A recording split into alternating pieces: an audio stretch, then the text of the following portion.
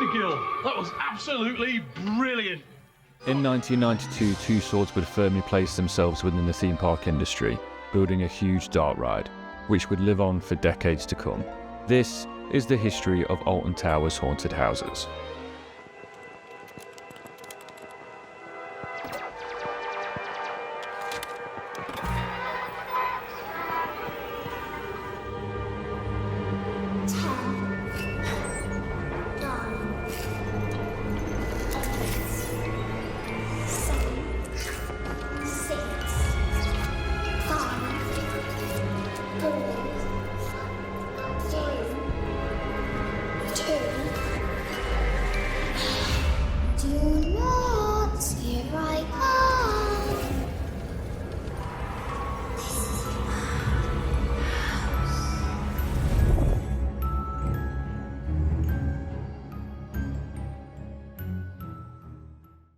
We first have to go back to 1990, when Two Swords had recently taken over the park from the previous owner, John Broome. But in 1973, just when he might have been set to become another Charles Claw, Broome took, on the face of it, an extraordinary step. He bought a concession to run a train in a leisure park in Staffordshire. That early escapade was the first bit of getting knowledge into the leisure business, because there's a lot of people going into the leisure business this day and age with absolutely no professional knowledge about it at all. And Two Swords were incredibly keen and eager to sink some capital into the park to bring it back to life and turn around its fortunes. John Broome had spent his later ownership of the park focusing on the Battersea. It's the coast that will draw the people, and that's the only place you can be basically sure of a return on your capital investment. Which was a project coined to be a huge theme park and complex at the then disused Battersea Power Station, and would use Alton Towers' profits to help fund this huge project. Because of this, Alton Towers would start to become substandard, and with the Battersea project slowly slipping through John Broome's fingers, it would become apparent that Alton Towers may be looking for a new owner. Well, the Battersea Power Station project was John Broome's baby, and he had said that this was going to be the greatest leisure complex that England had ever seen. This came to fruition, and Two Swords bought Alton Towers off John Broome. Alton Towers would need significant investment to become a UK leisure hotspot once again, as John Broome had left quite the wake when he had left. So the actual asset value of Alton Towers wasn't as great as everybody thought. Two Swords assumed the park owned all the rides, attractions and stores. However, it would come to light that most of the rides were leased off travelling showmen, and the stores were farmed out to third-party vendors. Of course, this is not how Two Swords thought the park should run. This is a new approach here, and we think it's the right one. And they worked out deals with the showmen to buy any rides that they could. The next task was to spend some money on the park and improve the rides and attractions to draw new guests to Alton Towers. Two Swords enlisted John Wardley after he had turned around the trajectory and saved Chessington World of Adventures. After we had completed phase 1 at Chessington, we made a problem for ourselves, because we had such a success on our hands that people were turning up in vast numbers, and we needed to increase our capacity, crafting it into a fully fledged theme park resort. At the time, John Wardley was relatively new to the industry of theme parks, and well, everyone was. The whole idea of theme parks was something only really seen on television screens. There's never been a better time to make the dream come true. And travel agents in the UK, as it was a very American industry that had not really made its way over to the UK yet. However, John took his passion and eye for detail and subsequently would give Two Swords a list of improvements that it could do to the park quickly, cheaply and effectively to get guests coming back once again. My basic objective is to give people fun. And there are lots of people that knock that, and there is absolutely nothing wrong with a bit of good, simple fun. Among several other things, John Wardley suggested that 2 new rides get built, using off-the-shelf products and theming them heavily to create a full immersive experience. The 2 rides John proposed were a powered runaway mine train roller coaster in a new area of the park, Katanga Canyon. Now this is the centre of our new African village. We don't know what we're going to call it yet. We'll work that out soon. That's the facade of the runaway train there. Platform of the runaway train runs up and down there, roughly between those piles of wood. And the train leaves the station, does a big spiral round here.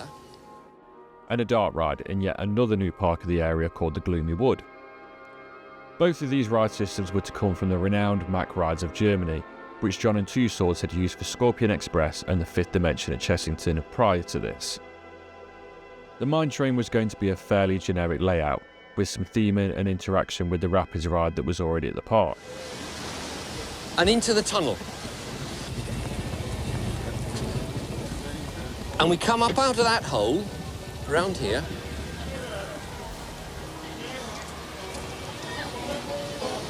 Along there, up over those rocks, following the Rapids ride right through that ravine. However, the dart ride was to be the biggest of its kind in the UK, housed in a huge show building which is the same size as a football pitch. Now this, believe it or not, is the haunted house. This huge steel building, which looks a bit like a Tesco's half completed, won't ever be seen by the visitors. All they see is this facade on the outside. The whole of the building is then hidden. John enlisted the help of Sparks Creative Services, who were a team led by Keith Sparks, who had become synonymous within the themed entertainment industry, as a larger-than-life character who would create some fantastic attractions and theming for parks. Oh, in the past we've done all sorts of crackpot things. I mean, we've made exploding canaries and bagpipes that squirt porridge and man-eating desks and all sorts of daft things, really. That's all part of our development as a company. We came from the world of puppets and magic, where the unexpected has to happen. The ride was to be a haunted house type ride, with the riders going on a journey through, you guessed it, a haunted house.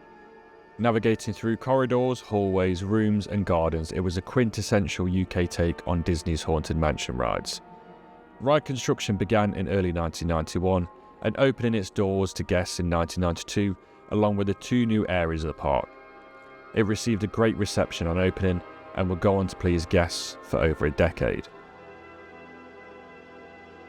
Now, before you go any further, you may think I've dusted over the construction and opening of the ride fairly quickly. And for good reason. We have two more guises of the ride to cover, so get comfy. In 2002, the ride would close for the season in November, as it had for 10 seasons previously, and nobody thought anything untoward was going on. However, the park had changed ownership and was on the brink of a huge amount of changes within the park, and not many were positive. In 1998, Two Swords sold the park for reasons unknown to a venture capital firm called Charterhouse. And like I say, even though we saw rides like Oblivion and Air installed during this time, we did not know what was on the horizon. During Charterhouse's ownership of the park, the management companies changed a few times, and during its low period, management would transform the park to make it more generic and less imaginative, installing off-the-shelf rides that don't fit in with areas, such as Rita, a roller coaster themed to a drag racing car in a prehistoric part of the park, or Gland. But also, during this time, they renovated the beloved haunted house into a completely different experience. Gone were the days of good old-fashioned ghost trains, and in came plastic guns and killing zombies in a house. Duel, the haunted house strikes back, was everything the haunted house wasn't. It was incredibly commercialised, incorporating blasters into the ride vehicles and plastering LED targets throughout the ride, completely distracting riders from the incredible scenes. Also, in addition to this, the ride got a brand new soundtrack and featured zombies throughout. But in their defence, zombie films were in their peak during this time. Duel would be the ride's longest incarnation, lasting almost 20 years, and that would be until...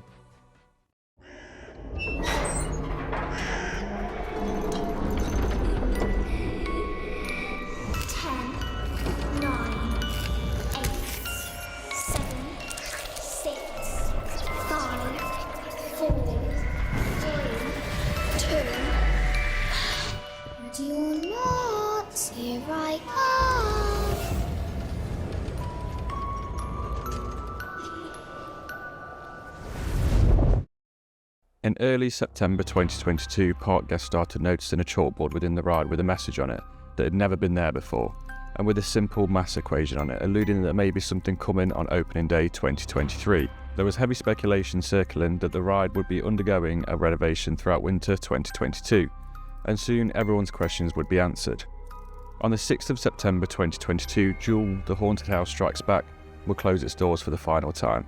And on the evening of the closure, signs appeared which read "property repossessed," which would allude that the ride was unlikely to be completely demolished and a refurbishment was on the cards. It's worth mentioning too, Merlin had a new creative lead, John Burton, and on his Twitter posted a photo with the caption, "This is my house," which has several people scratching their heads. The head scratching would soon end with Merlin launching marketing videos counting down over several separate videos. 25, 24, 23, 22, there's no 21. Whoa. Before we get into this, let's just stop. I've spent well over a year on this video and I apologise for the delay.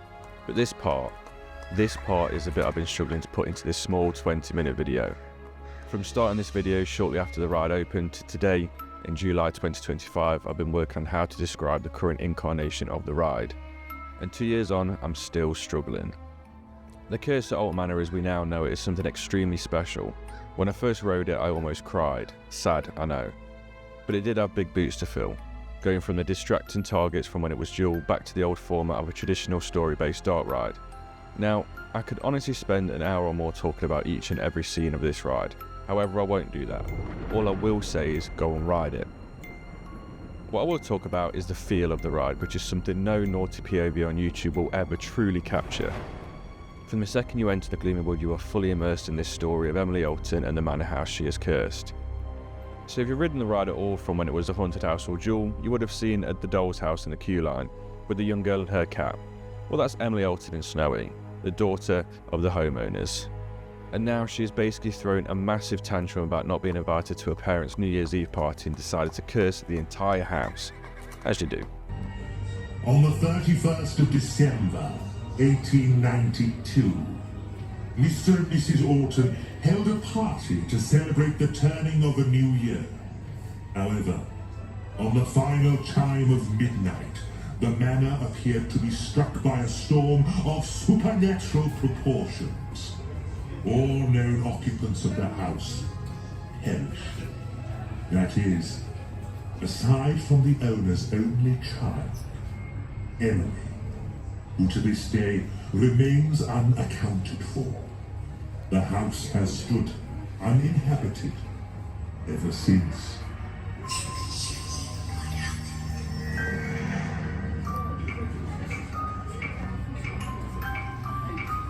Father, please may I go to the party? No, you may not. Now get to your room, you wretched little creature.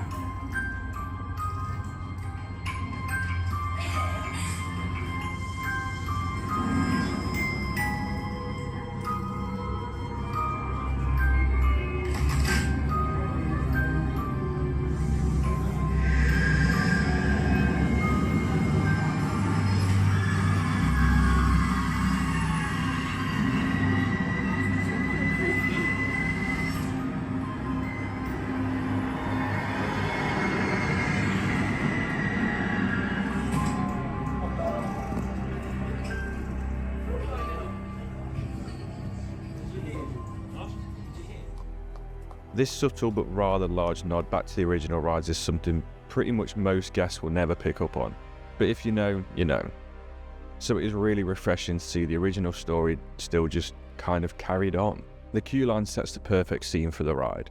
From the old days of black and white Pepper's ghost effect, to now where we have a new doll's house with projection mapping, but also a more modern take on the Pepper's ghost effect in the doll's house, telling the story perfectly and setting the tone for the whole experience.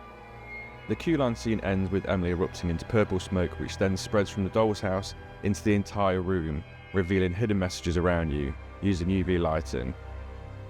It really is a spectacle, and when I experienced this on opening day, I really knew this ride was going to be something special, and it is. That tone is carried on throughout the ride, reusing a few old scenes but adding modern lighting, effects, and of course removing the LED targets which plagued the ride for so long. The smells, the lighting, the audio, the effects are just leaps above what it was. Don't get me wrong, this isn't Rise of Resistance, however, compared to Duel, it is night and day. The whole experience just feels more refined, more calculated, and significantly better executed. Please, just go and ride it if you haven't. And that is the history of Alton Towers Haunted Houses. If you have enjoyed this video, please do subscribe. I will be making more of these, and hopefully won't take a year. And if you've got any suggestions for future rides, I have got some ideas for future episodes, but if you've got any ideas, please do put them in the comments below. And let me know what you think of the video, good, bad. I want to know everything, all your thoughts, and any memories you've got of when it was Haunted House or Duel or even Curse. Thank you again for watching, and I'll see you in the next video.